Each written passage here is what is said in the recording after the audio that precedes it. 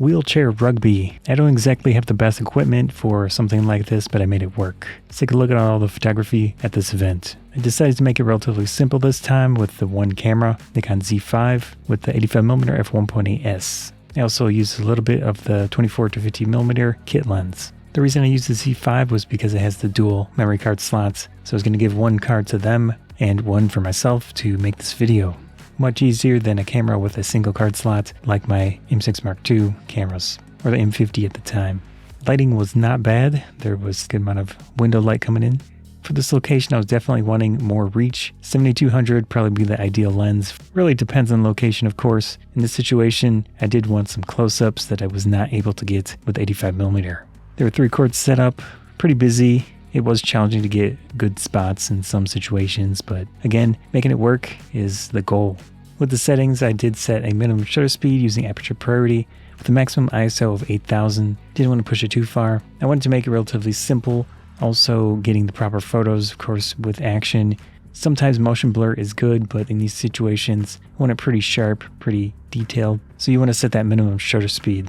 I kept pushing my action settings into U1 and U2 as I adjusted my techniques on the fly. It is disappointing that with the Z5 currently you cannot use face detect in an area of the frame instead of the entire frame. You'd think a feature like that would be pushed into the Z5 because that's the camera that needs it out of the lineup.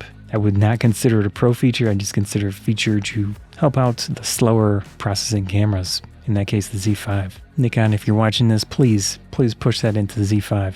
That said, I did use face detect quite often and it was pretty reliable. With face detect, the main key thing you need to set is focus priority and continuous focus rather than release priority so that the camera will make sure it's got the face in focus before taking the frame. Overall, not too bad with the focusing and just in general, the camera felt relatively quick enough. Not the best camera for action photography, but you can make it work. When using the kit lens, I did switch things up, the settings and focus on singular pictures rather than multiple. Pushed that into U3 so that I had U1, U2 for my action photography settings. For the kit lens, I used normal stabilization instead of the sport mode. The kit lens, the aperture range is not great on it. Of course, wider angle, you'll get larger apertures on that lens.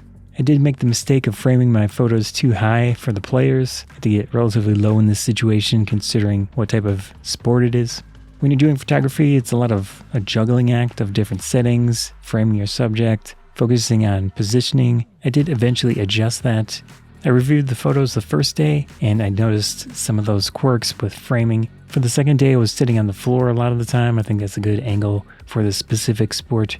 Definitely improvement of composition on the second day. Practice makes perfect.